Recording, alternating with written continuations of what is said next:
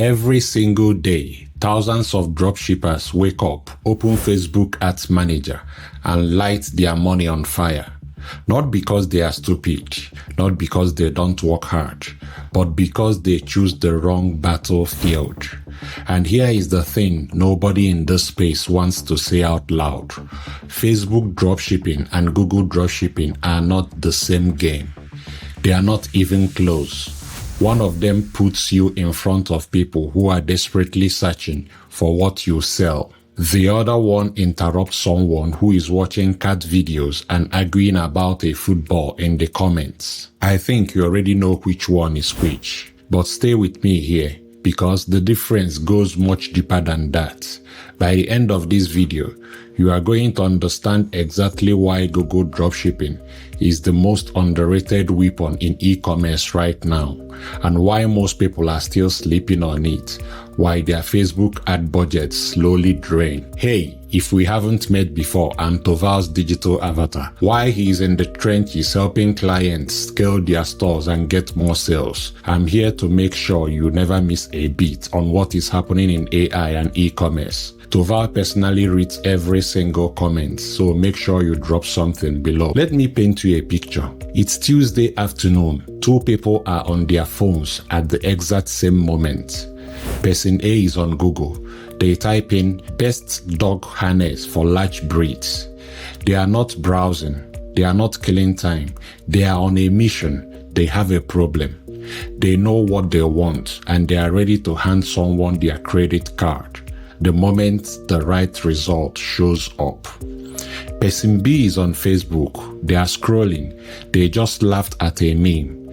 They watched a 15-second clip of someone's kid doing something funny. They are about to check what their cousin posted from their holiday, and boom, your ad shows up between the meme and the kid video. Here is the brutal truth. Person B doesn't want to see your ad.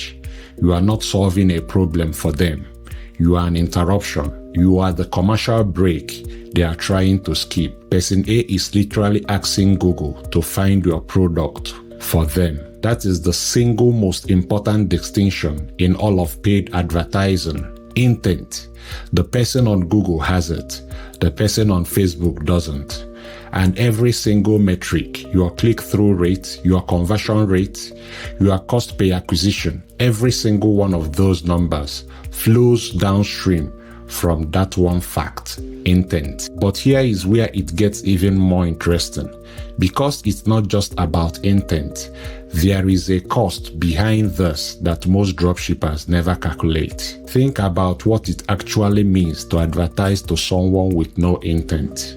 On Facebook, you are paying to educate, warm up, and then convert cold traffic. That is 3 jobs. You are paying for all 3, and you are doing it against a clock. Because the moment someone sees your ad 3, 4, 5 times, they are blind to it. They scroll past it, the ad is dead. You kill it, you build a new creative, spend more money, rinse and repeat.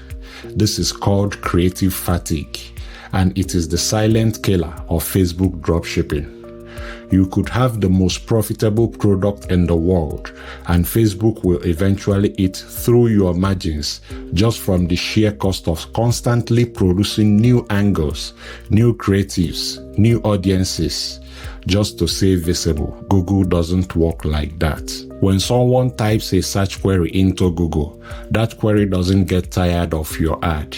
The intent refreshes itself every time a new person searches. You are not chasing an algorithm that throttles your reach when your creatives get stale. You are sitting right where the buyer already is. The search is the intent signal, and that intent signal never expires. A Facebook ad is like standing on a street corner shouting at strangers. Some of them will stop, but most won't. And you have to keep shouting every hour just to stay relevant.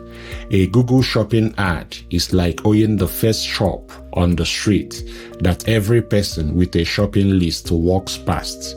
You don't shout, you just stand there and the right people walk straight in. And even if you think that's compelling, wait until you hear what happened to the entire Facebook ads ecosystem after one software update, because this is where the game really changed. In April 2021, Apple released iOS 14.5. It was a software update. That's it, a software update. It nearly broke Facebook advertising. Why?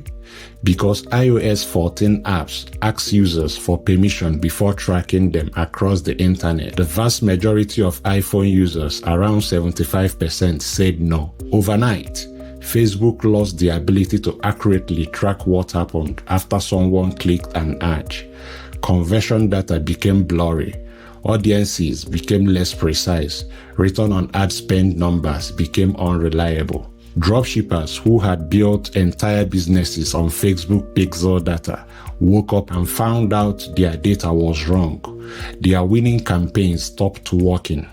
Their lookalike audiences were less accurate, and they had no idea how much of their ad spend was actually turning into revenue. Google's tracking system runs through the browser, through Google Analytics, through Google Tag Manager, first-party data, which is far more resilient to these privacy changes. Google's measurements didn't collapse the way Facebook's did. This isn't a small thing. It means that when you are running Google Ads, you are working with cleaner data. Cleaner data means better precisions. Cleaner data means better decisions. Better decisions mean you scale winners faster and kill losers faster. And in dropshipping, the speed of decision making is everything. All of this brings us to the most powerful argument for Google dropshipping, and it's the one that will completely change how you think about building a long-term business. Facebook ads require you to keep feeding the machine. The moment you stop, the traffic stops. The moment your creative wears out, the traffic drops. It's a treadmill. You have to keep running just to stay in the same place.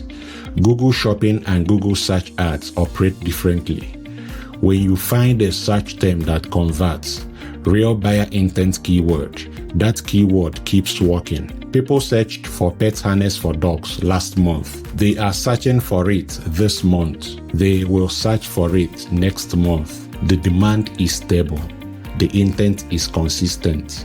And your ad can sit there right at the top, month after month, collecting buyers. This is what makes Google dropshipping fundamentally more scalable for long-term store building. You are building infrastructure. You are building a pipeline.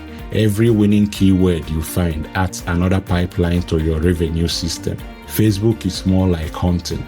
You go out every day, hope the conditions are right, and come home with something. Google is more like farming. You plant the seeds once, tend to them, and the harvest keeps coming. For someone running an e-commerce store, a real brand, a real product, real customers, searching with real intent, Google is the ecosystem that rewards you for building something genuine. So here is the bottom line.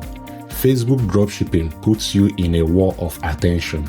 Google dropshipping puts you in the front of people who are already raising their hand. Facebook makes you outshout the competition. Google lets you step in front of buyers who are already working toward you. Facebook's data got broken by a software update. Google's data stayed clean. Facebook is a treadmill. Google is a pipeline. Look, I'm not saying Facebook ads are useless. There is a time and a place. But if you are starting out in dropshipping, or you are trying to scale store profitably without burning through budget, testing creatives every 2 weeks, Google is where you should be building. This is the edge most people in this space are leaving on the table. And now you know it. If you want to go deeper, if you want to see exactly how to set up Google Shopping campaign for your store step by step, make sure you subscribe because that video is coming, and hit the like button on this one. It tells me you want more of this, and it helps more dropshippers find this channel who actually want to win. Till next time, let AI do the heavy lifting while you do the living.